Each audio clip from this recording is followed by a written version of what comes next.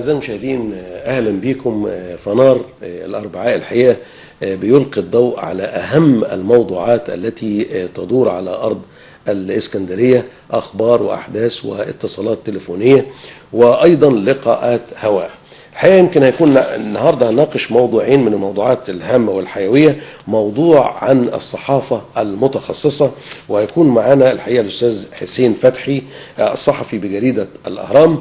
أما الموضوع الآخر والهام أيضا وهو الخلاف بين النيابة الإدارية ومجلس الدولة في ولاية القضاء التأديبي، وهيكون معنا الحقيقة اثنين من المستشارين، المستشار وليد الكناني والمستشار وليد الحضري، رئيس النيابة الإدارية وعضو مجلس إدارة نادي النيابة الإدارية بالإسكندرية. أعزائي المشاهدين، مجموعة كبيرة ومتنوعة الحقيقة من الأخبار المتفرقة التي تهم المواطن على أرض الإسكندرية. بنبدأ حالا هذه الأخبار. كر وفر بشوارع المحكمة البحرية في الإسكندرية بين الأمن ومتظاهرين.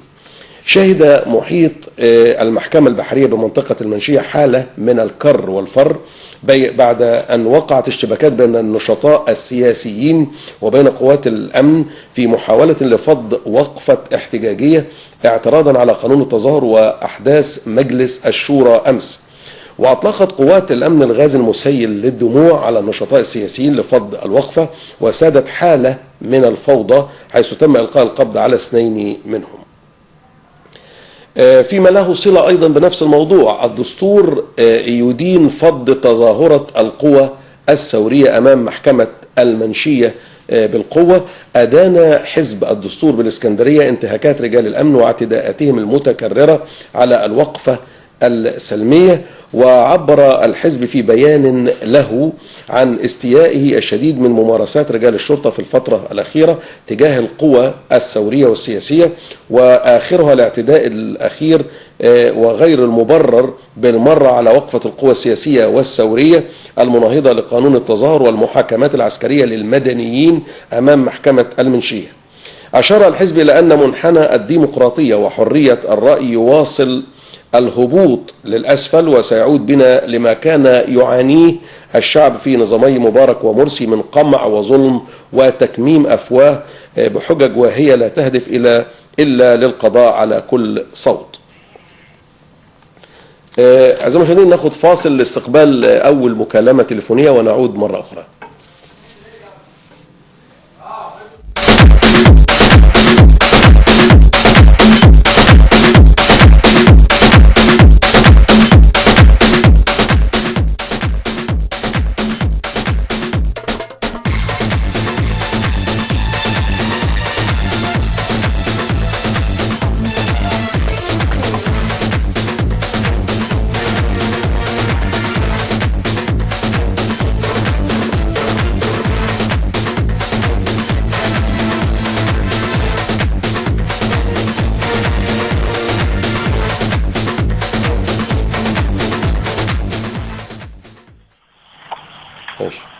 أعزائي المشاهدين، أهلا بكم مرة تانية. الحقيقة بنستقبل أول المكالمات التليفونية.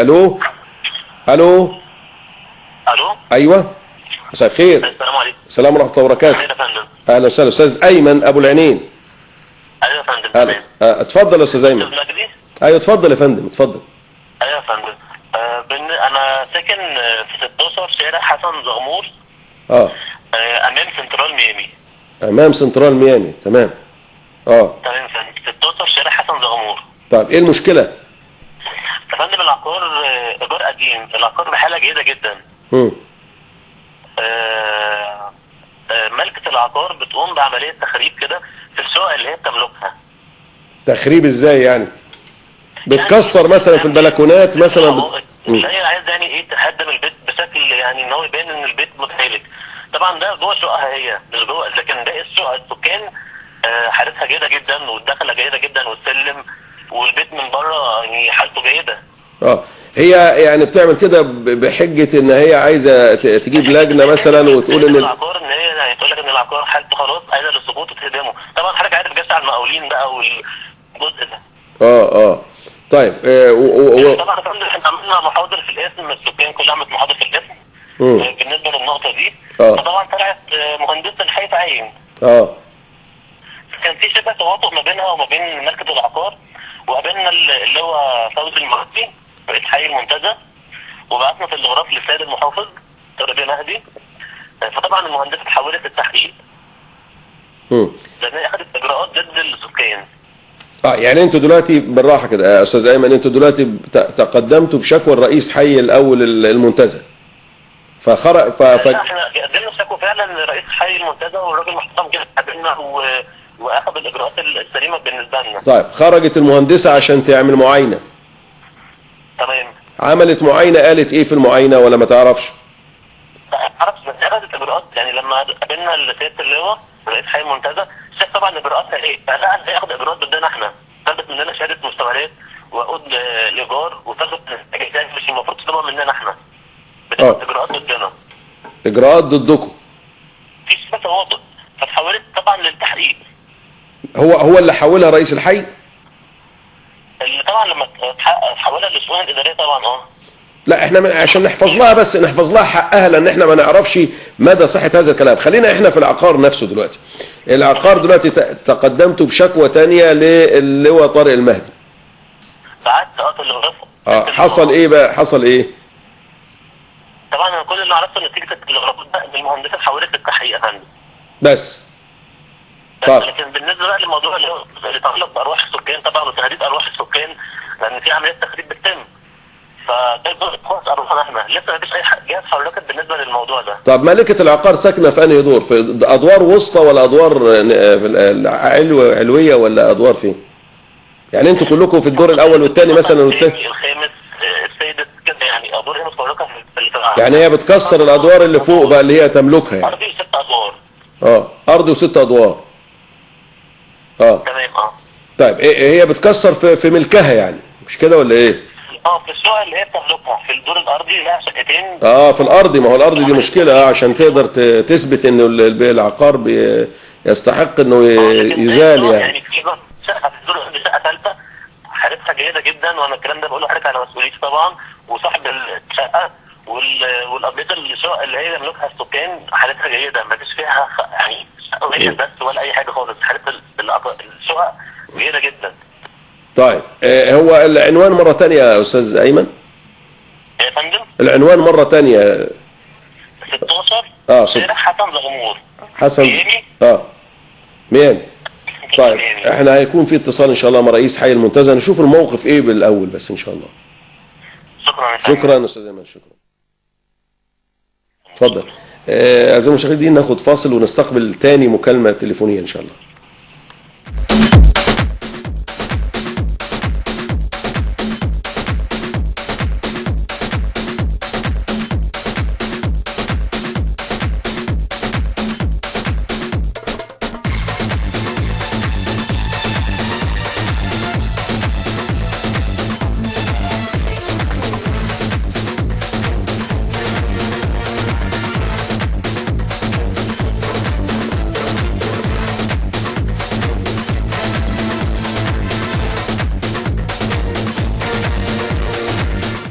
أعزائي المشاهدين أهلا بكم مرة تانية. معلش هو التليفون فيه صعوبة في إن احنا نقدر نستقبل مكالمات متتالية، ولكن بناخد فواصل لهذا السبب. ألو ألو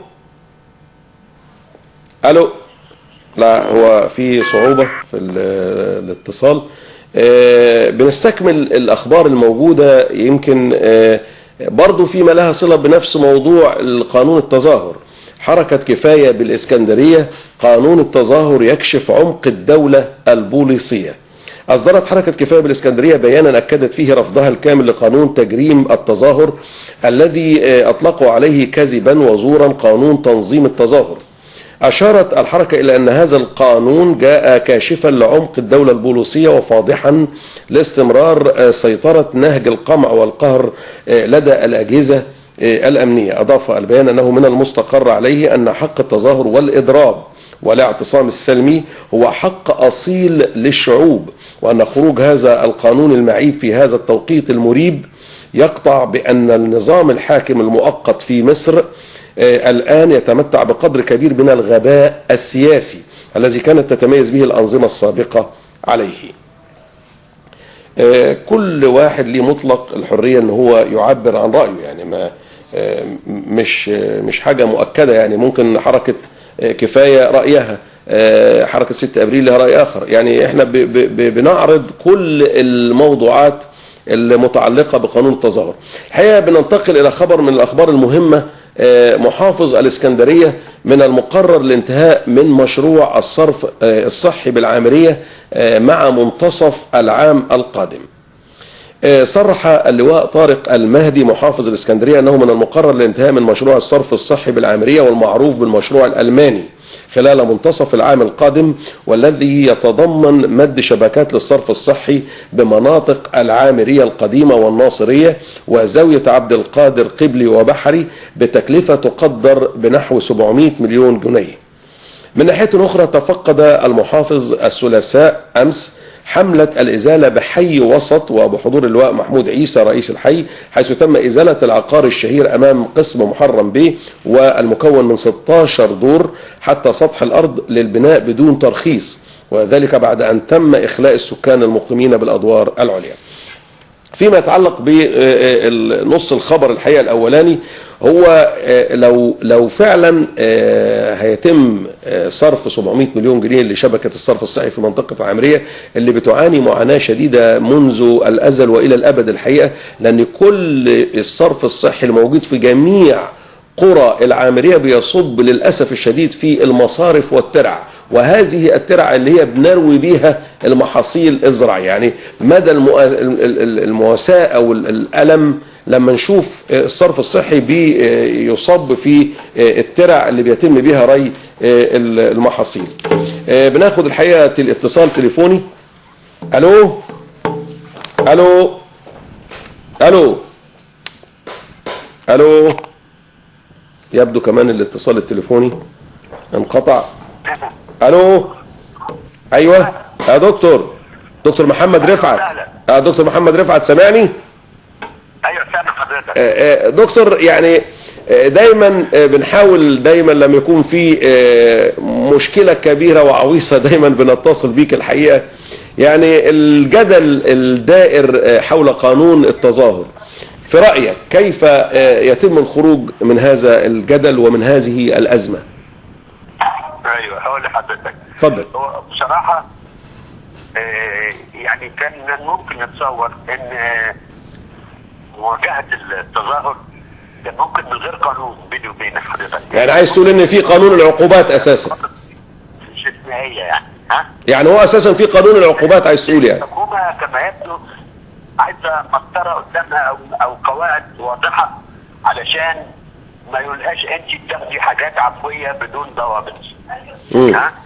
القانون يعتبر عبارة عن ضوابط وقواعد ترشد بها الحكومة في مواجهة المظاهرات. وقد يكون من الناحية العملية ان هذه الاجراءات اللي رسمها القانون يعني صعب احترامها بالحرف يعني، ها؟ بس ممكن وجوب احترامها في الاساس فيها، وهو وجوب الاخطار، ومسألة مثلا في فترة ملائمة حتى ان الشرطة تاخد احتياطاتها، وبعدين برضو المسؤول عن التظاهر، لان يعني والغرض التظاهر زاد الطرق الاخرى بتعمل كده. بس حضرتك عاوز اقول مسألة السلمية وعدمها عايزة بقى يعني تحقق بالإدارة او من الشرطة. لا دكتور، بس النبي هنتكلم، بس هنفصل القانون. ما ننساش ان سيادتك القضاء ممكن يحاسب ويدي تعويضات ويدي يدين بعض الاعمال ان لم تكن متلائمة يعني. طب دكتور، فدي يعني هيبقى في ضمانة رقابة القضاء، ودي مش عاوزة نقص، دي موجودة طبيعي. طب يا دكتور خليني اقول لك حاجه بس. الضروره اقتضته يعني. الضروره اقتضته. دكتور، مدى شدته حوالي ساعات، يعني هو ممكن تعديل، طالما نقول ان الحكومه ممكن تعدل في بعض البنود، ممكن تخفف شويه من الاجراءات، ها؟ لكن المبدا اعتقد كان ضروري ان اللي حصل في مصر بحجم الدوله يعني. تمام تمام. كده الواحد يعني هنتخانق، ها؟ واول تجربه انا كنت شايف اللي حصل، انا يوم الشورى كان غلط من الشباب برضه، تطلع منهم. طب تطلع منهم لان في الواقع هذا القانون بيستهدف الاضرار الجسيم بمنشآت الدوله وتكلفتها الكبيره. شفنا اللي حصل في الازهر يعني الاعمال الخطيره وحاجات بالملايين، وقبلها في جامعه القاهره برضه بالملايين، وقبلها في طيب النهضه بالملايين. طب يا دكتور هقول لك حاجه. الشعب يواجه كل الحاجات دي. طيب انا متفق معاك تماما. حاجات غير متصوره. طيب لازم شده. طب يا دكتور عايز اقول لك حاجه. وبعدين الحكومه كان قلنا عليها رخوه، فلما الحكومه تشتط وتبدا تشتغل يبقى عليها يعني متسيب انها يعني ظالمه وديكتاتوريه. تمام. طب يا دكتور محمد، القانون الان او لا، بس من الواضح الحكومه كانت عايزه قواعد تمشي عليها. القواعد دي ممكن نغير فيها بعض حاجات بتعديل، من وضع قانون ممكن يعدله. طيب بس ما يعدلش فيه كله، يعدل في حتت في التفاصيل يعني. طب يا دكتور انا عايز انقل لك بس الراي الاخر اللي انت اكيد عارفه. دكتور بصراحه يعني دكتور لان اللي عانيناه في مصر معاناه فوق الطاقه. طيب الطاقه. وبعدين اسمح لي دي مش بلدنا، وكأن اسمح لي احنا ناس اغراب عنها. طب يا دكتور خليك معايا بس دستوريا يا دكتور، خليك معايا دستوريا بس. انا مش فاهم انا شطات الشباب وحاجات طلعت حرب او في حاجه. طب ليه يعني؟ طيب في النهايه طيب يعني انتوا خليكم مطرح حكومتكم هتعملوا ايه؟ لو ما فيش دوله هل في كلام عن حريه؟ اسمح لي، معروف كده ان بقاء الدوله واستقرارها هو الاساس لوجود حريه. طيب دكتور هتبقى فوضى ولا دوله. طيب فيجب نحن الشباب يدرك هذا المعاني. واحنا في مصر ثمانية سيادتك. سامع. انا عايز اقول لك حاجه يا دكتور، بس انا متفق معاك في كل الكلام اللي حضرتك بتقوله يعني، ولكن في البعض الاخر بيقول طب ما هو في قانون العقوبات يجرم مثل هذه الافعال، يعني ما الداعي لقانون التظاهر يعني في هذا التوقيت بالذات يعني. انا هقول لسعادتك في فرق بحاجه مهمه يزيد عن الكثير. وهي ايه بقى؟ قانون العقوبات بيواجه فعل قد وقع، جريمه وقعت، صح؟ ليه بقول لسيادتك ايه؟ لا جريمه ولا عقوبه الا بالقانون. تمام. فبيتكلم عن تدمير المنشآت لما بتحصل. تمام. يعني هدم المنشآت العامه او الاضرار باموال المواطنين لما بتحصل. تمام. وبيتكلم عن الاعتداء بالسلاح لما بيحصل. تمام. دور الشرطه وقانون التظاهر الوقايه. لا مش في قانون التظاهر، في قانون العقوبات الاول ده. حضرتك في العمل للامن العام، الوقايه من الخطر ومن الجريمه قبل وقوعها، وده عامل مهم جدا. انا ما بستناش من المنشاه تنضر ووقع وتتحرك قانون العقوبات. انا عاوز حاجه تسبق قانون العقوبات في توقي الخطر. حضرتك وهذا لا يوجهه قانون العقوبات. تمام. طب يا دكتور يعني قانون علاجي. يعني انت شايف بعد وقوع الجريمه. لكن انا عاوز اوضاح تكون قبل وقوع الجريمه وهو دور الامن في كل بلاد العالم. انت شايف يا دكتور ان مفيش تعارض.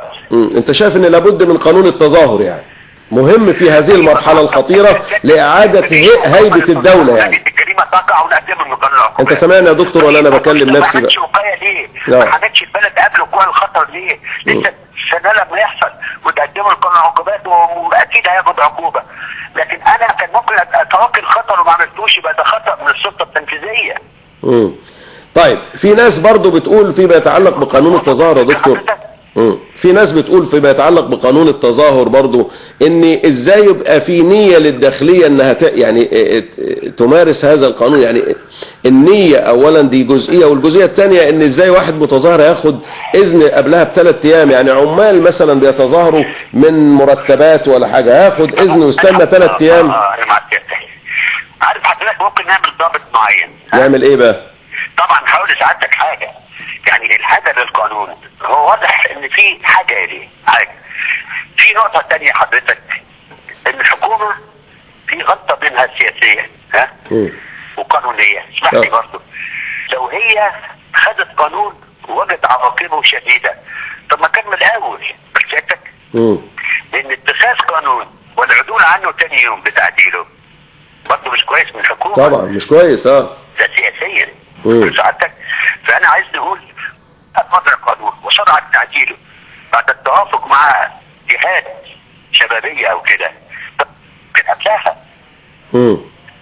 تمام. مع ملاحظه شيء. طيب دكتور قانون مع ملاحظه شيء ان عيب الهيئات الشبابيه انها بتغالي في الضوابط في حمايه الحريات. اسمح لي، المغالاه في حمايه الحريات في مرحله الخطر ليس احساسا الوطنيه الكامله. وبعدين كمان ان مجلس حقوق الانسان المغلاة برضه في الايه، في الاجراء، يعني في التحول برضه ما يسعفش الامور. احنا عاوزين حاجه ناجعه وفعاله وترضع وتخوف. طيب فهي بس كان يعيد. طب انا بس سؤال يا دكتور، هي عرضتها على قسم التشريع في مجلس الدوله. تمام يا دكتور. مش كفايه ده من حيث الصياغه حضرتك، تمام. لكن من حيث مدى ثقل القيود، عدم وجود مثلا وكيل نيابه يحضر مظاهره عشان يكون شاهد، هو النص بيقول ايه؟ ومن الممكن استدعاء قاضي للتحقق من وجود عدم سلميه المظاهره. طب ما نشرتها من البدايه. يعني اسمح لي سعادتك، وكلاء نيابه بصفتهم بيحضروا وقوع الجرائم. تمام. فممكن وكيل النيابه المختص في هذه الدائره وفي كل مظاهره يكون متواجد عشان الشرطه يبقى في حمايه، في ضمانه للمواطن من مع سعادتك. ما يبقاش الشرطه كجهه امن، وقد يقال عنها انها بتميل للتعسف وتميل للعنف الى اخره وغير ضوابط. انا في ضابط قضائي ما نخليهوش لما يكون متاخر. طيب دكتور، انا بس جزئيه اخرى بس. بعد اذنك. خطر يكون دور قضائي. تمام. لازم يكون مستشار كبير. طيب. وكيل نيابه. طيب. وهو بصفه قضائيه. طب دكتور، احنا ان شاء الله هيكون لنا لقاء اخر عشان نتكلم في حتى لا اصل الشرطه ولا اصل المتظاهرين. تمام. دكتور شكرا جزيلا دكتور محمد رفعت، استاذ الدستور بكليه الحقوق جامعه اسكندريه، شكرا جزيلا لك. الحقيقه سلام. شكرا يا دكتور. بناخد اتصال تاني الحقيقه. الو. السلام عليكم. السلام عليكم. وعليكم السلام ورحمه الله وبركاته. اهلا الاستاذ مدام اكرام. ايوه اهلا بيك يا مدام، اتفضلي حضرتك. انا الحقيقه بتقدم لحضرتك بمشكله، يعني مش عارفين حلها ايه. انا بقدم استغاثه لوزير التربيه والتعليم اولا وللواء طارق المهدي محافظ اسكندريه. انا عندي حفيدي طالب بمدرسه محمد كريم الخاصه. تمام. في سنه 6 عنده 10 سنين ونص. اول امبارح الولد كان عنده مدرس من المدرسه في حصه اضافيه من الساعه 10 الصبح. طبعا حضرتك عارف الطلبه الصغيرين بيبقى مثلا يكلم زميله يعكسه، فطلعوا من الديسك بتاعه. واللي حصل انه شدوا من هدومه، طلعوا بره على السبوره. وبعدين حضرتك معايا؟ ايوه معاك، انا سامعك يا مدام، سامعك، اتفضلي. طيب شدوا من هدومه وراح ضربه بالشلوت. اول مره في ظهره، وتاني مره جت في ايده، كسرت له ايده، كسرت الساعد بتاع الايد من تحت الكوع. عملت له كدمه في كوعه، في كتفه، لان الولد اتخبط في الحيطه وكمان وقع في الارض. يعني طار في الهواء. طفل عنده 10 سنين ويقع على الارض كده ويصاب بكسر. طبعا لما المدرسه بلغت الاب انه يجي ياخد ابنه، السيده الفاضله مديره المدرسه طبعا لازم تبقى اخلاء مسؤوليه. طبعا الاب مش عارف هو رايح ياخد ابنه، المفروض ده امانه في المدرسه ويحافظوا عليها. راح لقاه مكسور. يعني طب ده هو سبب في وفاه طلبه. تمام. يعني هو ده هو لو في طبقا لقانون التظاهر مش هيعمل كده. يعني لو في قانون التظاهر مش هيعمل له كده. مش هيعمل كده المدرس. يعني ده مسلسل العنف الموجود في المدارس الحقيقه، وممنوع منعا باتا. دلوقتي يعني احنا مش عارفين نعمل ايه. الولد طب انتوا ايه اللي حصل بقى لما والده؟ السيده الفاضله مديره المدرسه استدعت الشرطه علشان تثبت ان الاب هو المتعدي عليها وعلى المدرسين اللي اتكتلوا عليه وقطعوا له هدومه علشان يضيع حق الولد، لان الولد ذنبه ايه في كل اللي مدام اكرام اي حاجه حصلت في المدرسه طالما ايده اتكسرت خلاص. يعني هو ايده اتكسرت ليه؟ ايوه حضرتك عارف السبب ده في عملت من مستشفى الطلبه ومحضر الشرطه وعملوا له اشاعه وعطوا له اجازه شهر. الولد في سنه 6 يعني عندهم امتحانات خلاص مفيش، ودلوقتي يعني ولا هو قادر يروح المدرسه. وطبعا دي المدرسه دي مدرسه ايه يا مدام اكرام؟ مدرسه السيد محمد كريم الابتدائيه الخاصه اللي في سموحه. ايوه اللي في منطقه سموحه. وبعدين عايز اقول لحضرتك حاجه ثانيه، ان الايد اللي اتكسرت ايده اليمين يعني هتفرق ايده اليمين عشان اللي بيكتب بيها، مش كده؟ ايوه بالظبط كده. طيب انتوا رحتوا لوكيل وزاره التربيه والتعليم ولا ما رحتوا؟ ايوه طبعا، احنا رحنا اتعمل محضر في الشرطه بس تحاول يقف علشان الدرس لما ابنه مكسور، يعني بدل ما اتكتلوا عليه المدرسين اللي في المدرسه ضربوا الاب. ليه طيب؟ ليه؟ هو طبعا كان كل همه انه ياخد الولد ينقذه بدل ما يبقى عنده عاهه مستديمه. كل ده الولد كان قاعد من الساعه 10 الصبح لحد الساعه 12 في المدرسه بدون علاج. كل ده يا مدام اكرام عشان الولد بيهزر مع زميله؟ يا ريته بيهزر. ده هو الولد عكسه فقال له اسكت، راح مطلع الاثنين. ولو هزر يعني ايه المشكله يعني؟ ولو هزر يعني. عارف حضرتك لو تذكر ان السنه اللي فاتت كان في واحد برضه مدرس ضرب ولد في صدره موته. هل العنف ده يعني هل هيبقى يستمر كده يأذي ولادنا؟ عموما يا مدام، مفيش اي انسانيه. وبعدين صعدت المديره لدرجه ان دلوقتي انها بتكتل المدرسين وبتحارب الولد وابوه. طيب عموما يا مدام اكرام احنا هنحاول نتصل بالاستاذ محسن زماره وكيل يعني اول انا عايز اعرف ايه حق الولد في كده. احنا عايزين نحفظ حقه في العمليه التعليميه اللي المفروض هو كان امانه في المدرسه في الفتره اليوم الدراسي. طيب يعني اي ام واي اب دلوقتي ازاي يامنوا على اولادهم بداخل المدرسه وهو بيحصل للاولاد كده؟ طيب هنتكلم احنا ان شاء الله. مهما حصل من ده طفل عنده 10 سنين ونص. طيب مهما حصل. طيب هنحاول نكلم وكيل وزاره التربيه والتعليم ونشوف المشكله ايه ان شاء الله. الحقيقه يعني انا طيب لا طيب بصراحه السيد وكيل الوزاره يعني شاف الولد وهو متجبسه ايده، ويعني مش عارفه اقول لحضرتك ايه، احنا واخدين كل ده في تقرير رسمي. طيب تمام. طالع من مدرسه الطلبه اللي هم تابعين. واحنا بنعرض المشكله هو هنحاول ان شاء الله نشوف حلها هيوصل لغايه فين ان شاء الله.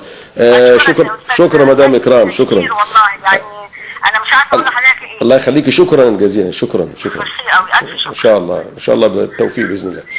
اعزائي المشاهدين بناخد فاصل عشان نستقبل مجموعه اخرى من المكالمات التليفونيه.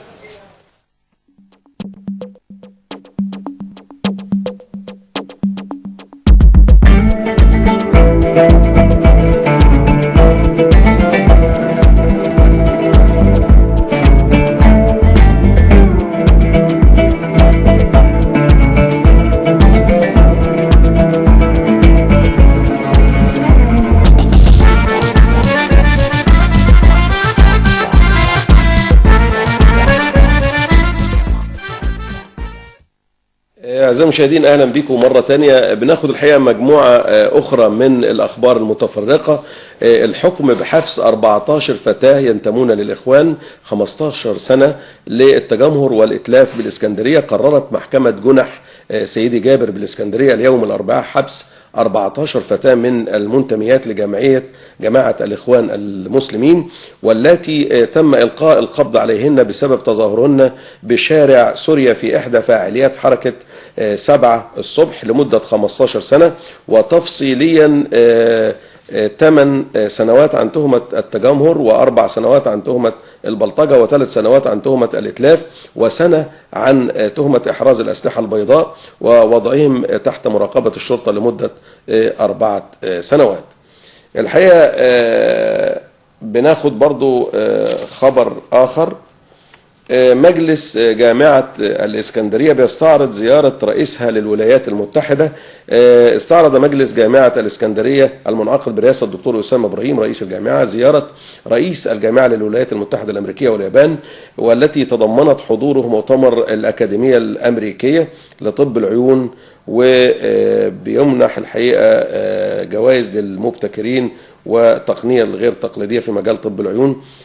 ده فيما يخص جامعة الإسكندرية. فيما يخص مستشفى طلبة الجامعة، بتحتاج الحقيقة المستشفى إلى مستشفى في الوقت الذي لم تهدأ الاشتباكات داخل حرم جامعة الإسكندرية وتعرض الطلاب لمخاطر الإصابات المختلفة والجروح. كانت مستشفى طلبة الجامعة بتشكو من قلة الاحتياجات الهامة للعلاج، وكأنه لم تمر على مصر ثورتين، وكان شعبها ما زال في عصر ما قبل الثورات، حيث ما زالت البيروقراطية ونهر المخاطبات الإدارية الذي لا ينقطع لا يعبأ بأنين المرضى ولا دماء المصابين من الطلاب وأساتذة الجامعة. ويشكو مدير المستشفى مع المرضى، يعني المدير مع المرضى بيشكو اللي هو الدكتور أحمد مصطفى من قلة الإمكانات المتوفرة للمستشفى التابعة لجامعة الإسكندرية، من عدم توافر نحو أكثر من جهاز تبلغ تكلفتها ملايين الجنيهات في الوقت الذي لا تملك الإدارة سوى مبالغ ضئيلة. الحقيقة لا تعقيب يعني. ننتقل إلى خبر يخص محافظة الحقيقة البحيرة. محافظ البحيرة بيأمر بتركيب عدادات الإنارة العامة وخط لترشيد الاستهلاك. شدد اللواء مصطفى هدود محافظ البحيرة على متابعة رؤساء المدن والمراكز المستمرة لأعمال إنارة وإطفاء المصابيح العامة بالشوارع في مواعيدها المقررة ترشيدا للاستهلاك، كما وجه شركة الكهرباء بتركيب عدادات للإنارة العامة وخاصة بالقرى حتى يمكن حساب الاستهلاك الفعلي لها، مع عدم توصيل الكهرباء وتركيب العدادات للمباني المخالفة. جاء ذلك خلال اجتماع مجلس إدارة شركة توزيع الكهرباء البحيرة بحضور المهندسة نادية عبده نائب المحافظ، والمهندس رمضان بخيت رئيس مجلس إدارة شركة توزيع كهرباء البحيرة. بناخد الحقيقة أخبار أخرى متفرقة. هندسة الإسكندرية بتستضيف وزير الري السبت المقبل. بتستضيف كلية الهندسة جامعة الإسكندرية السبت القادم الدكتور محمد عبد المطلب وزير الموارد المائية والري في لقاء مفتوح مع أعضاء هيئة التدريس والمدرسين المساعدين والمعيدين بالكلية حول آخر المستجدات في سد النهضة الإثيوبي بحضور الدكتور أسامة إبراهيم رئيس الجامعة، وأيضا الدكتور خالد الحلجة عميد الكلية ووكلاء الكلية. ناخد الحقيقة عماد آخر خبر. أمطار خفيفة بالإسكندرية وانخفاض في درجات الحرارة. شهدت محافظة الإسكندرية صباح اليوم هطول الأمطار الخفيفة في طقس مائل إلى البرودة، حيث هطلت الأمطار على المناطق الساحلية من المحافظة والقريبة من البحر. كان اللواء طارق المهدي محافظ الإسكندرية أكد استعدادات الإسكندرية لفصل الشتاء من خلال حل المشاكل التي تعتري طريق الكورنيش في هذا الفصل من السنة، وقد تم الاتفاق على قيام شركة الصرف الصحي بعمل دراسة عاجلة على مدى إمكانية سحب المياه بطلمبات وإلقائها في البحر.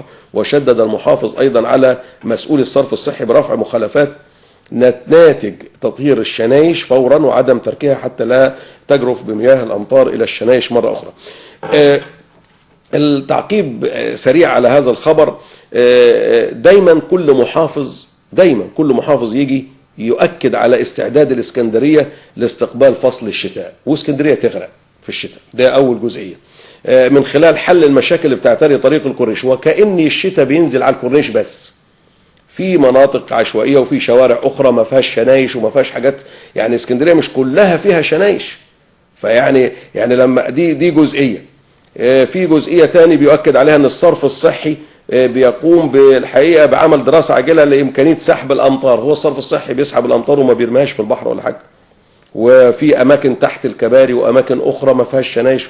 قصة طويلة عريضة، ربنا يستر على الشتاء السنة دي من الأمطار اللي ممكن تصيب الإسكندرية بالشلل. أعزائي المشاهدين بناخد فاصل ونعاود اللقاء بكم مرة تانية.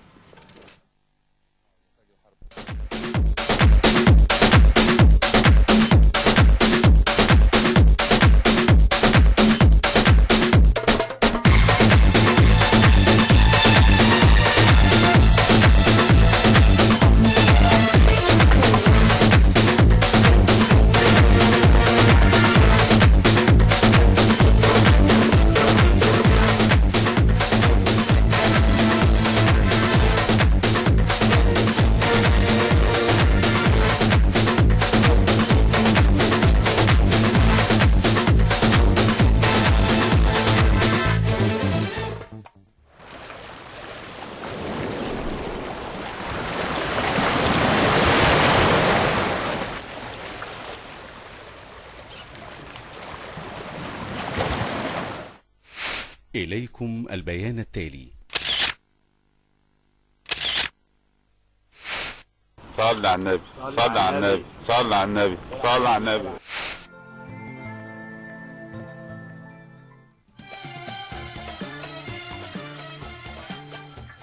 طف وشك بشوية مية، طف وشك واسحب شوية.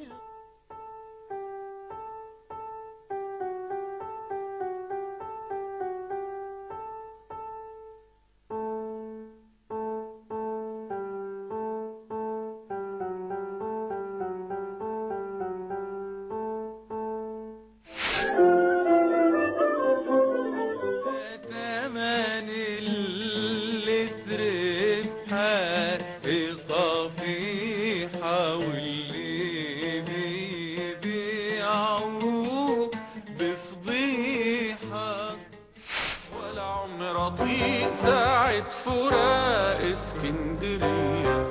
اسكندرية مارية جميل. انا مولود على البحر، واخد بالك؟ انا ابن بحري ابا عن جد عن جد. انا يعني شديد التمسك باسكندرية وما بنامش بره اسكندرية الا للضرورة القصوى. اسكندرانية.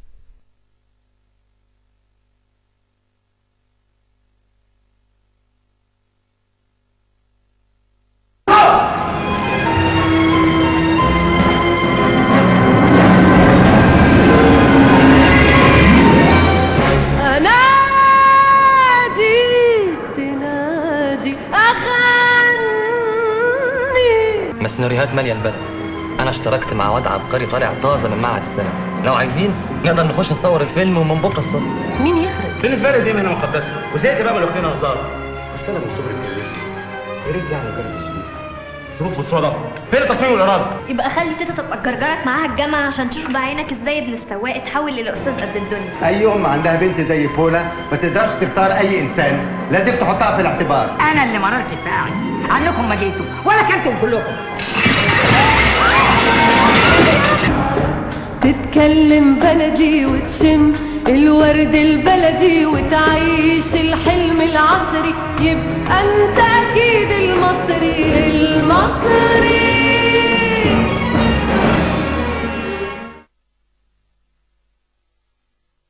هنا في مصر اللي بيخون بيتعلم عليه. خلاص بقى ناس كبار وعايزين انتخابات نزيهه. ماشي يا عم النزيه، بس من ساعه ما قطعت لسان اخر واحد قالها لي ومحدش بقى بيقولها بعد كده. منصور بتقول لما الكبار يتكلموا الصغيرين يسمعوا ايه اللي بيتقال. الاول في عشره وانت تحط بدلهم غل الكره، وانت اللي عملت كده وانا اللي ساعدتك. انت عايز مني ايه بالظبط؟ اوضه نومي احنا اللي بنحدد مين اللي يدخلها ومين اللي ما يدخلهاش. احنا مش بلطجيه جايبينهم عشان يثبتوا الناس. انا لو كنت اتعكشت كانوا رحلوني وقت. انت مش حاسس بيا خالص؟ ليه؟ ده تفكرك باللي حذرتك منه قبل كده. يبقى ناصر بقى انا هقضيك. تعالى يا اما بيقول لك ثبتوها يا اما. ماما دي هناك يا امي. سامعه ايه يا اما وانا بهزك مستوصف؟ يا عم انت بتقولي ايه؟ انت كدابه. يبقى انت يا بنت بتعلي صوتك عليا. اي ايدي. الجواز اللي ما يجيش منه مصلحه يبقى ما منوش عازه. كنت ببص على العصافير واقول يا رب اديلي جناحات زيهم عشان اطير.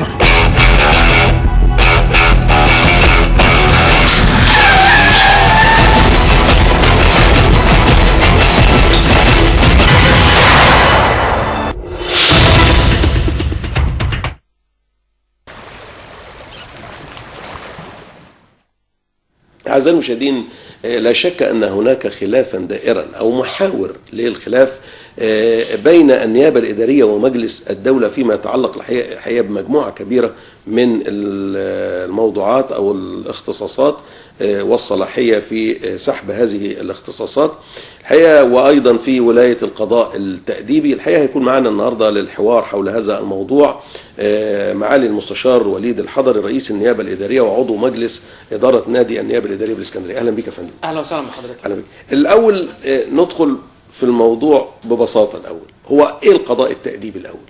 القضاء التأديبي هو ذلك النوع من القضاء الذي يتولى تأديب موظفي الدولة إذا ما ارتكبوا أي مخالفات مالية أو إدارية أو مسلكية في حياتهم الوظيفية. تمام. ده كان موجود قبل كده؟ موجود. يعني طول عمره موجود. هو ظهر إلى الوجود في عام 58. يعني هو موجود هذا الكلام منذ عام 58. طيب ايه الجديد بقى؟ ايه الجديد في الموضوع؟ يعني ايه اللي فجر القضية يعني؟ الذي فجر القضية هي لها جذور تاريخية. نعم. ترجع إلى أن ثورة 23 يوليو لما قامت فقامت برضو بسبب الفساد الوظيفي المستشري في البلاد. تمام. لو تفتكر لما كنا ندرس زمان في المدرسة قضاء على الفساد والقضاء على الفساد والقضاء على أشياء كثيرة جدا. القضاء على الفساد من أهداف الثورة يعني. من أهداف ثورة 23. نعم. فظهرت إلى الوجود فكرة إنشاء جهة تحقيق مستقلة. نعم. بعيدا عن جهة الإدارة. لأن الرئيس الإداري بيهيمن على جهاز التحقيق اللي عنده. تمام. الشؤون القانونية في تمام. تمام. يسيطر عليه. تابع ليه للرئيس الإداري. تمام. تمام. فإذا ما كان الرئيس الإداري متورط في المخالفة. تمام.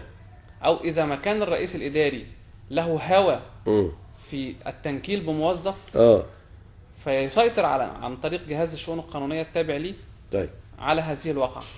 فقد ينكل بالموظف، وقد يعني يستخدم صلاحياته في التستر على الفساد لأن له ضلع فيه. وده اللي بيحصل فعلا، مش قد ده هو فعلا. فظهرت النيابة الإدارية للوجود لأن تكون جهة قضائية مستقلة محايدة، نعم، شقيقة للنيابة العامة، حتى الاسم نفسه زي ما النيابة العامة النيابة الإدارية، تمام، لتتولى هذا الموضوع. وحتى مذكرة الإضاحية بتاعت القانون بتاعتها قالت إن المستهدف للنيابة الإدارية أن تقوم للموظف العام بما تقوم به النيابة العامة للمواطن العادي. تمام.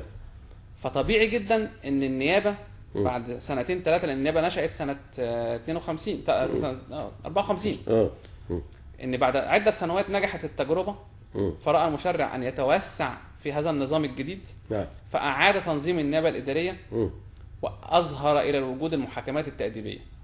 فبقى اسم القانون قانون إعادة تنظيم النيابة الإدارية والمحاكمات التأديبية. وهنا ظهرت لأول مرة المحكمة التأديبية. بس لازم نعرف إن عدد النيابة الإدارية وقتها كان لسه قليل، لأن أول دفعة كانت 50 وبدأ يزيد العدد رويدا ولسه أعضاء جداد بيمارسوا التحقيق لأول مرة بعيد عن السلطة الإدارية. فكان مفيش الكوادر والأعضاء ولا التأهيل ولا التدريب اللي يجعلهم صالحون لتولي مهمة الفصل في هذه القضايا التي تتولى تحقيقها النيابة. نعم. فتم إنشاء القضاء التأديبي داخل قانون النيابة الإدارية، نعم، وبعيدا عن مجلس الدولة، وأسند الفصل فيه إلى قضاة من مجلس الدولة بالاشتراك مع موظفين غير قضائيين، إما من ديوان المحاسبة وإما من ديوان الموظفين اللي هو الجهاز المركزي للمحاسبات النهارده أو الجهاز الإداري للدولة النهارده. جميل. ده كله بعيد عن مجلس الدولة، فأصبح لا علاقة المجلس الدولة بهذا الكلام. فأصبح تشكيل المحكمة نعم من قاضيين من مجلس الدولة ومعهم عضو ثالث ليس من العناصر القضائية. جميل. كان ينشئ المحكمة قرار من رئيس مجلس الدولة بعد أخذ رأي رئيس هيئة النيابة الإدارية اللي كان وقتها اسمه مدير النيابة الإدارية. تمام. لو أراد المشرع أن ينيط هذا الاختصاص بمجلس الدولة لأفرد له في قانون مجلس الدولة، ولا عده من محاكم مجلس الدولة، لأن مجلس الدولة كان موجود من سنة 46 وعنده المحاكم بتاعته.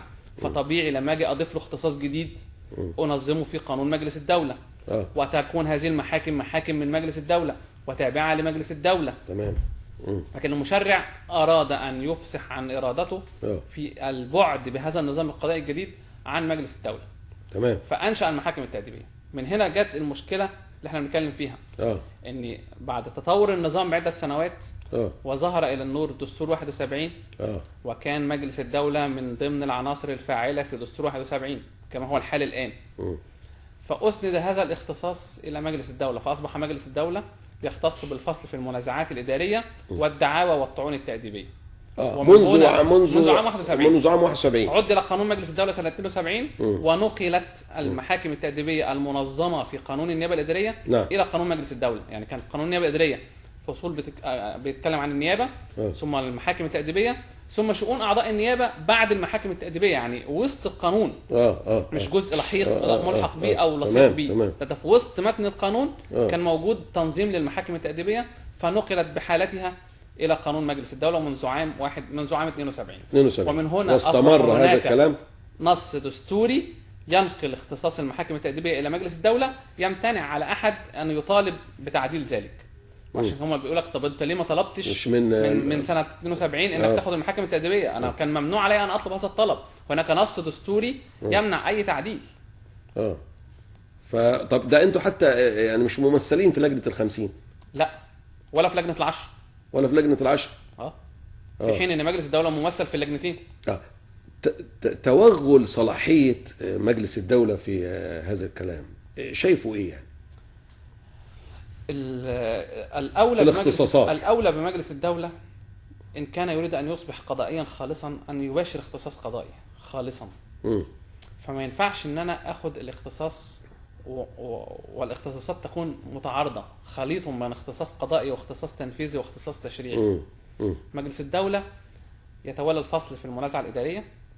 مجلس الدولة يعني لو نبدأها من الأول، مجلس الدولة موجود في الشؤون القانونية كمستشار قانوني، فهو الذي يبدي الفتوى للموظف، ثم يحاكمه حين تحال الأوراق إلى النيابة الإدارية وتحيلها إلى المحكمة التأديبية. المستشار مجلس الدولة أبدى الرأي، ثم هو الذي حاكم الموظف على سلوكه، ثم هو الذي ابطل هذا السلوك في المنازعه الاداريه. يعني لما بنتكلم عن مسك عقد زي عمر افندي مثلا، هو اللي بيكتب العقد وهو اللي موقعين على العقد. والمستشار اللي حكم بفسخ العقد او بطلان العقد هو المستشار، هو رئيس نادي مجلس الدوله. واحيلت الاوراق الى النيابه الاداريه، فاحيلت الى مجلس الدوله للفصل، والمجلس الخاص عشان ينظر في شأن عضوين مجلس الدوله. يبقى اذا مجلس الدوله بيباشر اختصاص تنفيذي متعلق بابداء الراي في الفتاوى واعداد العقود، المناقصات والمزايدات، المفوضين. ثم تجد اختصاص تشريعي وهو مراجعه القوانين التي كانت تحيلها الدوله اليه. وبعد الدستور هيبقى كل القوانين تروح، فهو اذا اصبح بيشارك مجلس الشعب اللي هيبقى اسمه مجلس النواب اختصاصه التشريعي، بالاضافه الى الاختصاصات القضائيه اللي بالغ قوامها تقريبا 14 اختصاص. انما الى سمعي ان في قضايا بتاخد بال 22 سنه في مجلس الدوله. ده حقيقي. طب ايه قله عدد القضاه في مجلس الدوله ولا بالقطع قله عدد، بالاضافه ولا كثره اختصاصات ولا ايه؟ ما هو خليط من كل ذلك. قله عدد القضاه، مجلس الدوله قوام عدده ما كملش 2700. اللي متفرغين للقضاء التأديبي لا يجاوزوا 100. المجلس الدولة بيباشر 14 اختصاص، بالإضافة إلى انتداب مستشاري مجلس الدولة إلى الجهات الإدارية، فتجد العضو ممكن يبقى منتدب في جهة واثنين وثلاثة واربعة، فغير متفرغ للعمل القضائي. في ظل تكدس قضايا، في ظل عدم تفرغ، في ظل قلة عدد، كانت لازم تكون النتيجة كده. يعني ممكن يقدم قضية يطلع معاش مثلا، ممكن يتوفى يعني. ده حقيقي. احنا يعني النيابة الإدارية يعني أحالت في طنطا إحدى القضايا للمحكمة التأديبية عام 1980، حكم في شهر يناير 2013 بفصل الموظف من الخدمة. الموظف ما كانش موجود. أكيد كان يحل المعاش. طب وده يعني ده شيء مضحك يعني. ما هي دي العدالة البطيئة بقى. امال امتى هيبقى في عداله ناجزه؟ يعني لجنه ال50 واحنا بنقول العداله والعداله الانتقاليه، يعني وزير للعداله الانتقاليه من مجلس الدولة. انا لغايه دلوقتي الحقيقه مش عارف ايه عداله انتقاليه. انا اعرف العداله ولا في عداله انتقاليه عندكم؟ هي عداله عندكم حاجه ثانيه يعني؟ لا احنا ما نعرفش. طب ايه انتقاليه يعني معناها ايه؟ يعني يقصد بيه يسأل في ذلك من اوجدها الى النور. طب ايه هي ودورها وبتعمل ايه؟ ده يسأل فيه القائمين على مش معروف دورها. لا انا اعرف ان العداله الناجزه او العداله هي العداله ما فيش حاجه اسمها عداله وعداله. العداله عمله من وجه واحد. ملاش عملتين، ملاش وجهين. العداله هي العداله. المحاكمه هي المحاكمه، سواء على نظام حالي، سواء على نظام سابق، سواء على نظام اسبق. القضاء لا يعرف اي موازين الا ميزان العدل. كان في يمكن من الآراء برضو اللي اتكلموا فيها ان يعني عايز يعني بيطالبوا بان يبقى عنده ايه، يبقى في موجود داخل القضاء الاداري قضاة من النيابة الادارية. يعني ايه القضية في دي يعني؟ اثيرت هذه الفكرة في عهد المستشار السابق محمود ابو الليل ورفضها مجلس الدولة ايضا. طب فضل الاشتباك ده هيبقى ازاي؟ يعني في اشتباك دلوقتي موجود بين النيابه الاداريه وهيئه قضايا الدوله ومجلس الدوله، نعمله يعني ايه التصور يعني؟ التصور ان يتم تغليب الصالح العام، ان كان يتعين على لجنه ال50 وهي بتنظر لباب السلطه لفصل السلطه القضائيه في دستور مصر ان يكون ابتغاءها صالح المواطن وصالح البلاد، ولا تجنح لصالح جهه ما لوجودها او لتمثيلها او لوجود كتله تصويتيه ليها جوه اللجنه. بغض النظر بقى، المفروض انا لجنه بشتغل بحط دستور لمصر عشان اعيش سنوات وسنوات. فان ما كنتش انا هطور منظومه العداله في الدستور، هطورها فين وامتى هطورها امتى؟ يعني لما حصل لقاء مع رئيس الجمهوريه وقال ان الوقت غير ملائم لمثل هذا الطلب، هيبقى ملائم امتى؟ لما احنا بنتكلم النهارده في 2013. هو مستشار رئيس المحكمه الدستوريه العليا يعني. هو ما كان رئيس المحكمه الدستوريه وكان عضوا في مجلس الدوله قبل كده برضه. في مجلس الدوله كان عضوا في مجلس الدوله قبل ما يروح المحكمه الدستوريه العليا. طب لجنه ال50 وصلت الى اي شيء في هذا الموضوع؟ هو كانت لجنه نظام القضاء التأديبي كانت لجنه نظام الحكم اقترحت انشاء القضاء التأديبي بعد الضغوط الشنيعه التي مورست من مجلس الدوله. عدلت لجنه ال50 عن هذه الفكره وابقت على الوضع كما هو عليه. مع بعض التطوير في نص النيابه الاداريه قليلا يعني وعلى استحياء. طيب يبقى اذا احنا بنقول دلوقتي ان التولي النيابه الاداريه لولايه القضاء التاديبي بيعني سلبا لاختصاصات مجلس الدوله. هو اولا عشان بس نبقوا محددين. هو اولا ليس 1900 ليس تولي النيابه الاداريه، هو كان سيتم انشاء جهه قضائيه جديده مغايره هي يعني القضاء التأديبي، لا هي النيابه الاداريه ولا هي مجلس الدوله. المشرع الدستوري يوزع الاختصاصات لا يسلب، ما بيسرقش حاجه من حد. هو هذه الاختصاصات ليست حكرا على احد. المشرع يوزع الاختصاصات القضائيه بين جهات القضاء كيفما شاء. ومجلس الدوله قبل 71 ما كانش، قبل 46 ما كانش موجود. وتم انشاء مجلس الدوله، ما جاتلوش اختصاصات جديده، ما اخترعناش حاجه ما كانتش موجوده. كل هذه الاختصاصات الموجوده في قانون مجلس الدوله كانت تباشرها جهات اخرى. نعم. كانت المنازعه الاداريه احدى دوائر محكمه النقض. تمام. الفتوى والتشريع كانت في قضايا الدوله. فنقلت هذه الاختصاصات للصالح العام وقتها برضو. ان في جهه قضائيه جديده جت موجوده يتم تفعيلها ويتم توزيع العمل وتخصصه. فكانت الفكره برضو وقتها ابتغاء الصالح العام، فنشأ مجلس الدوله، واللي انشأته اللي انشأ مجلس الدوله هيئه قضايا الدوله. هي اللي عدت مشروعات القوانين، وهي اللي سعت ودأبت على انشاء، بل انها اهدت له مكتبه بالقوانين والاحكام. تمام. مع المستشار يعني برضو مجلس الدوله او مستشاري مجلس الدوله بينتدبوا في الجهات الحكوميه لفترات، هل ده صحيح؟ يعني لما ينتدب مثلا مستشار مجلس الدوله للهيئه العامه للصرف الصحي وياخد مثلا مبالغ ماليه او مكافآت لانتدابه، يعني صحيح هذا الكلام؟ الندب داخل السلطة القضائية مفسدة مطلقة. لما يخرج القاضي، لا تاني عايزين نقولها تاني دي. الندب بالنسبة للقضاة مفسدة مطلقة. لا يجوز للقاضي أن يباشر أي أعمال بخلاف الأعمال القضائية. النهاردة القاضي بيتقاضى راتبه، ومش راتبه ده، هو أكثر من راتبه، من جهة هي طرف لديه في الخصومة. ده أمر غير متصور عقلا. ان انا ببقى بفصل بين طرفين، بشتغل عند واحد فيهم.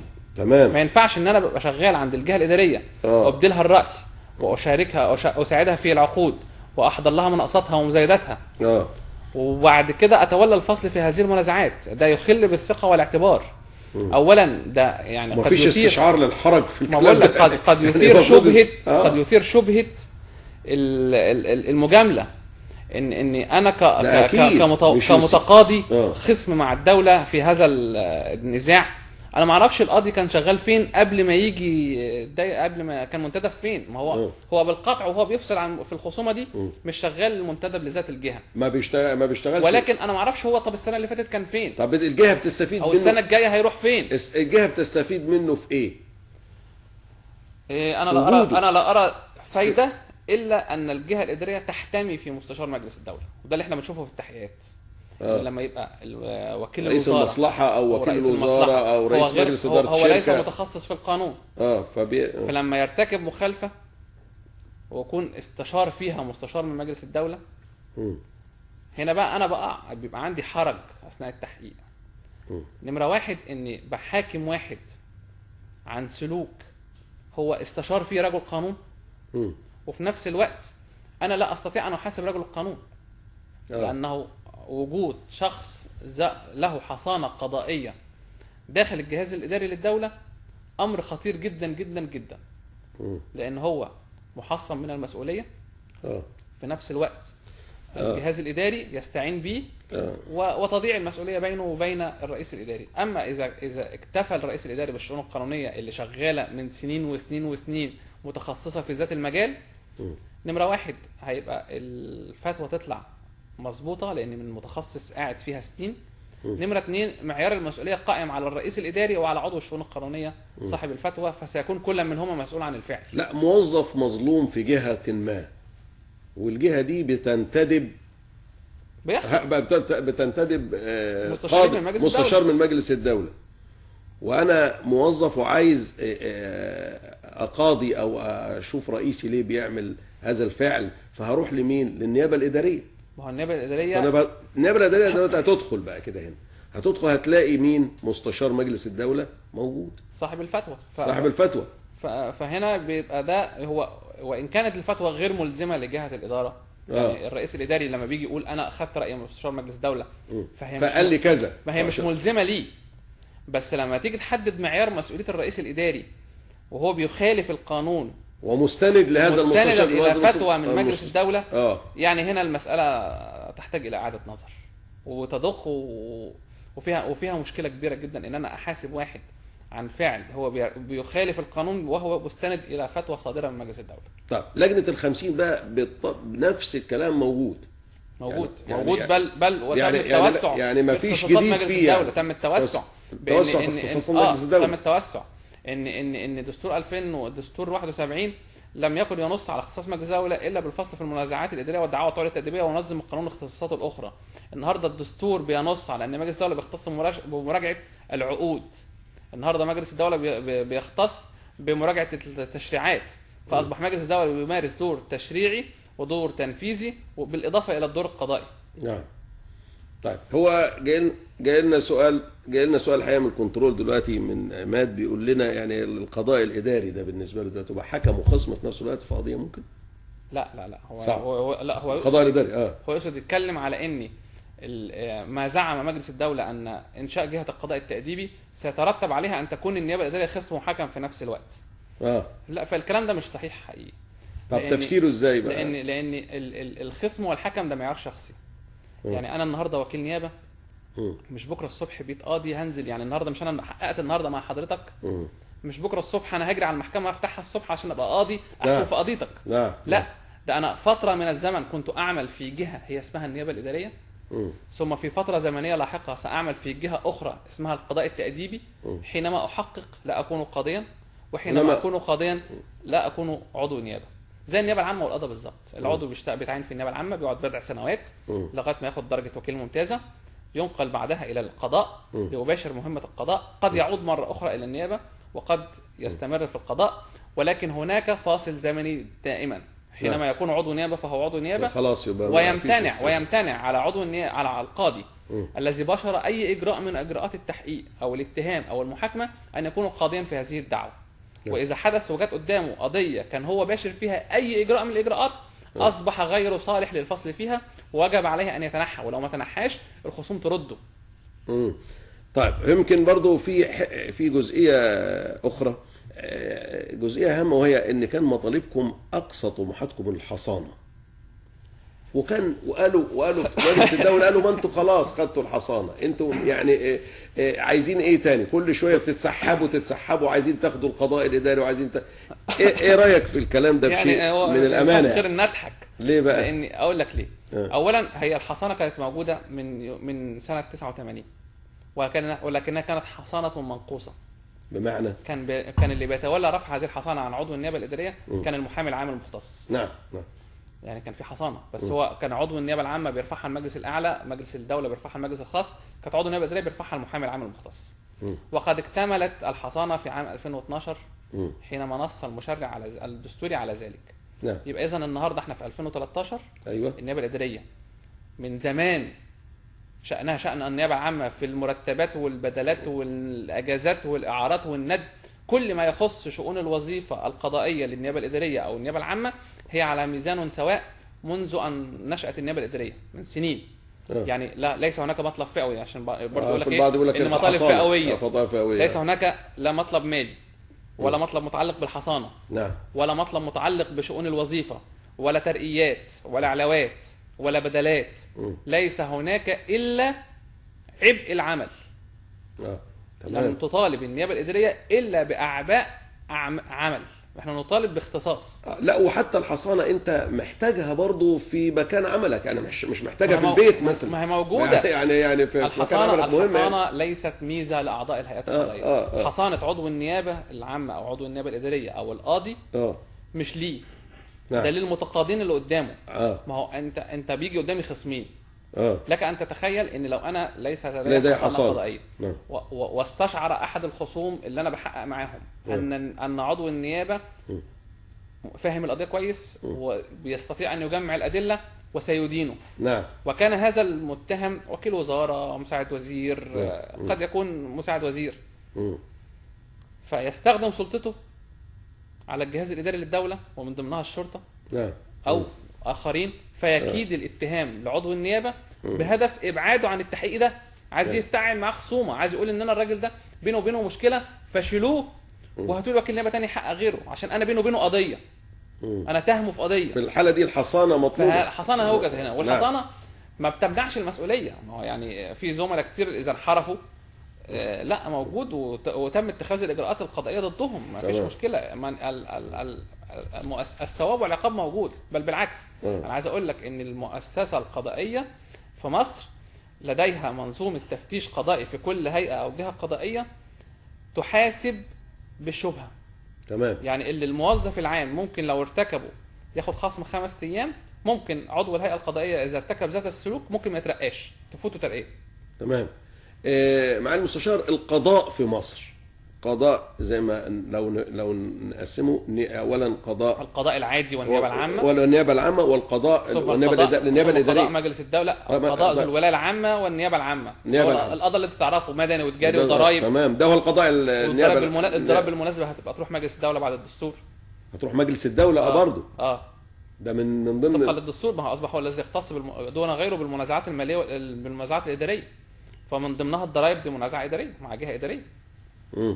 هتنتقل لمجلس الدولة. ملايين القضايا. يبقى إذا اللي عنده قضايا الضرائب بقى فيما بعد هتقعد لغايه ما يطلع ما يحال على المعاش ويكون يتوفى، والورثه ما يكونش لسه اتحكم فيها، ما يدفعوش ضرائب، وده قد يرتب اضرارا ماليه بالغه للدوله. طيب النيابه الاداريه ممكن تنقل عملها للنيابه العامه، يعني ممكن قضيه من القضايا مثلا سواء ممكن نحيل الاوراق للنيابه العامه، ممكن احد التصرفات في حالات معينه. اذا رأت النيابه الاداريه ان الواقع بها جريمه جنائيه مكتمله الاركان، ورأت النيابه الاداريه ان تقيم الدعوه الجنائيه، هنا بتحيل الاوراق الى النيابه العامه، والنيابه العامه لها ان تحيل الاوراق بحالتها، يعني تحقيق النيابه الاداريه وحده يكفي لاقامه الدعوه الجنائيه. مش لازم النيابه العامه تحقق من تاني. ممكن تاخد تحقيق النيابه الاداريه بحالته وتحيله للمحكمه المختصه، واقرت محكمه النقض ذلك. وممكن النيابه العامه تستوفي التحقيق ان كان هناك بعض النقص في التحقيق، لان احنا في الاخر عمل بشري، ممكن عضو النيابه يكون اثر في شيء فزميله في النيابه العامه يستكمل هذا النقص. طيب انتوا دلوقتي بعد لجنه ال50 خلاص، والقصه اللي معروفه في لجنه ال50 والاشتباك الدائر والمستمر، رئيس مجلس اداره نادي النيابه الاداريه قرر انه ممكن يبقى في وقفه احتجاجيه قدام النادي، مش كده ولا ايه؟ والله عشان ما هو كده انت هتعبر عن مطالب النيابه الاداريه ازاي؟ هي النيابه الاداريه ليست لها مطالب. دي لازم يبقى الشعب المصري يحب يبقى فاهم الكلام ده. لسنا اصحاب مطلب، نحن نطالب بصالح الشعب. احنا بنقول ان احنا عندنا فكره تحقق الهدف من التأديب في مصر. انت النهارده حضرتك راضي عن اي مؤسسه في مصر؟ انت النهارده مستشفيات الحكومه شايفها شغاله ازاي؟ المدارس الحكومه بتشتغل ازاي؟ ما هو ده دور النيابه الاداريه والقضاء. طب ما هو ممكن حد يسال يقول طب ما هو طول عمر الحاجات دي موجوده. ما هو طول عمرنا، وانتوا طول عمركم موجودين، والفساد موجود برضه. ما احنا من اجل ذلك في 2012 خرجنا لنطالب بنص في الدستور عشان يحمل اختصاص. لان النيابه الاداريه كانت مكبله الايدي والارجل. انت عارف لما تدخل جندي معركه ما معهوش سلاح والطيران شغال والمدفعيه شغاله وهو واقف بايديه، احنا كنا بنحارب الفساد في مصر بايدينا. ليه؟ لان كانت السلطه التنفيذيه كانت مهيمنه على السلطه التشريعيه. فكان بيتم اعداد مشروعات قوانين تسلب اختصاص النيابه الاداريه صبح مساء. يعني ممكن اثناء التحقيق ورؤية أن هذا التحقيق قد يطال كبار الموظفين في الدولة، فيتم على عجل إعداد مشروع قانون ليخرج هذه الجهة خارج اختصاص النيابة الإدارية ليعطيها للشؤون القانونية في الجهة. دون أي مبرر. ما يبقى أنا باخد من الجهة القضائية وبدي للجهة الإدارية عشان هي اللي تحقق. ونفس المشكلة لا زالت موجودة حتى في نص الدستور الجديد، ان التوسع في منح النيابة الإدارية صلاحياتها في صالح المواطن ده في الاول، وبيتم على استحياء. يعني هناك مقاومه شديده وشرسه من اعضاء مجلس الدوله لتوسيع اختصاص وصلاحيات النيابه الاداريه. بدليل ان حتى ما فيش حد بيمثلكم في لجنه ال50 يعني. ما هو ده كان لا انتوا ولا هيئه قضايا الدوله. يبدو انه كان على عمد، حتى ولا القضاء على فكره. ولا القضاء برضه؟ ولا القضاء. هو يوجد ممثل لمجلس الدوله وليس بصفته ممثلا لمجلس الدوله، لانه مستشار قانون لشيخ الازهر. وهو يعني ما اعرفش يعني واحد. طب يعني في كلمات صغيره وفي عجاله سريعه، طب انتوا هتعملوا ايه دلوقتي بعد ما هيخرج هذا القضاء التأديبي لا يمثلكم ولا يمس ليكم باي شيء منه؟ احنا كان لينا مطلب يخص الشعب المصري، عبرنا عنه، سجلنا كلمتنا للتاريخ. احنا موجودين بنباشر عملنا وسنظل نباشر عملنا. تملي كنا موجودين جنب الشعب المصري، ما تخلفناش عنه يوم. لما الشعب المصري قال لنا مش عايزكم تشرفوا على الاستفتاء، رئيس النادي اعلن انه النيابه الاداريه ستقاطع الاستفتاء. لما لو الشعب عايز النيابه الاداريه موجوده تشرف على الاستفتاء، فاحنا موجودين نشرف على الاستفتاء. عملنا القضائي بنؤديه داخل نيابتنا ولم نتخلف عنه يوم. ليه؟ لان ده في صالح مصر وفي صالح المواطن. اما بقى فكره انشاء القضاء التأديبي من عدمه، فهي دي للتاريخ موجوده، احنا قلناها النهارده وهنقولها بكره وهنفضل نقولها كلما عنا تعديل دستوري في مصر. هنقول لابد من انشاء قضاء تأديبي مستقل حتى يتم تأديب الموظفين واصلاح العوار اللي موجود في الدوله. انا عايز اشرح الفكره في عجاله. ان النيابه الاداريه كجهاز قضائي في بدايه السلم تحتاج الى اعضاء كثر يتولوا التحقيق. تمام. لكن طبيعي على مستوى الاداره الاعلى انت مش محتاج مستشارين بذات العدد. نعم. يجب ان يقل عدد الاعضاء كلما صعدت في سلم الوظيفه القضائيه. النيابه الاداريه لانها نيابه فقط فهي مستطيله الشكل وليست هرميه الشكل. نعم. فالعضو اللي تعين النهارده لو الدفعه اتعينت فيها 300 يبقى ربنا يديهم الصحه وطول العمر، حين يصل الى سن التقاعد وهم ال 300 موجودين.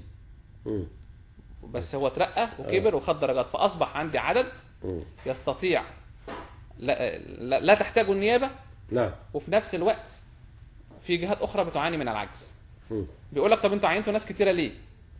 لا انا سؤال اخر برضه. في بدايه السلم انا محتاج اعضاء تشتغل، وكلاء نيابه صغيرين يحققوا عندهم عطاء وعندهم مجهود وينتقلوا. احنا عندنا نيابات في مطروح، عندنا نيابات في اسوان، احنا منتشرين على مستوى الجمهوريه.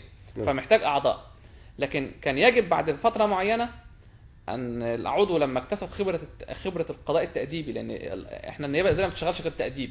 نعم. فكان يجب بعد فتره من الزمن العضو انه ينتقل من النيابه الى المحكمه، شأن النيابه العامه والقضاء، نعم، شأن النيابه العسكريه والقضاء العسكري. نعم. فانا بستفيد بالعضو في شبابه في النيابه، ثم حينما يكتسب الخبرات يقعد على المنصه يفصل في هذه الدعاوى التي تحال اليه من النيابه، ويبقى انا كده بحقق حسن تنميه واداره الموارد البشريه اللي موجوده عندنا. انا عندي اعضاء مدربه، عندي اعضاء متخصصه، اختيروا كوادر بشريه مدربه ومؤهله وتباشر عمل قضائي بالمناسبه. لان يعني مجلس الدوله سمح بوجود مجالس تأديب بها عناصر غير قضائيه ومش خريج ليسانس حقوق اصلا، وبتجلس في مجلس التأديب وبتصدر قرارات تأديب تعامل معامله المحكمه التأديبيه برضو. ما هو تعتبر حكم لانه بيطعن عليها امام الاداريه العليا. نعم. فيعني حجه ان اصل ده اختصاص مجلس الدوله، لا، ما هو موجود غير مجلس الدوله بيباشر ذات الاختصاص. ولكن لو كون وجود اعضاء من مجلس الدوله ينتدبون الى تلك المجالس غض مجلس الدوله الطرف عن تلك الامور. عموما احنا هنترك الايام القليله القادمه ننتظر نشوف المؤشر هيصل الى ايه. بس انا ما اقدرش الحقيقه اسيب معاليك وما اسالكش عن قانون التظاهر في عجاله سريعه، يعني وجهه نظرك يعني الشخصيه. هو انا لم اطالع مواده عشان اقدر اقول لك ايه، لكن انا هقدر اقول لك احنا مستعجلين ليه. يعني هناك مجلس شعب سياتي بعد اشهر قليله، مجلس نواب جاي، كان يسند اليه هذه المهمه، وخاصه في قانون العقوبات. وكنا نرفع الحرج عن الحكومه الحاليه وعن الرئيس الحالي من كل هذا اللغط اللي موجود. نعم. خاصه ان يعني الدوله في ظروف قد لا تمكنها من تطبيق القانون تطبيقا حرفيا. يعني احنا شفنا مشكله حصلت قدام لجنه ال50 وعملت ازمه داخل لجنه ال50 واستقالات وبتاع. فوجهه نظري ان كان يتم التريث قليلا في هذا القانون، دراسته دراسه مستفيضه، ويصدر من مجلس النواب بيتحمل مسؤوليته التاريخيه. احنا الحقيقه مع المستشار بنملك قوانين كثيره جدا بالزبط. ولا نفعل هذه القوانين، يعني لا يفعل قانون المرور الحقيقه. في ماده في قانون المرور ممنوع ممنوع وجود اي، انا جه لذهني دلوقتي هذا الكلام الحقيقه تقريبا ماده 13 في قانون المرور او حاجه الحقيقه كانت معايا، ممنوع اقامه اي حواجز في الشوارع يعني حضرتك ده انا بلغني ان المستشارين حتى بيعملوا دلوقتي يعني. لا ما هو لا ده اي حد بيعمل، مستشارين ويعمل سلسله ويعمل يعني قانون المرور لا يفعل ليه مثلا. اي محل قدام منه وهتلاقي ممنوع انك تركن قدام المحل، وبيركنوا دلوقتي كنبه وكرسي وحجر وحاجات كده غريبه الشكل يعني ما هو ولا يفعل، وموجود في قانون المرور نص بهذا الكلام. القدره على تطبيق القانون، المفروض القانون ده بيطلع تفعيل هذا القانون عايز تقول يعني. ما بقول لك قدرتك على تطبيقه وعلى تفعيله دي اهم منه هو نفسه. نعم.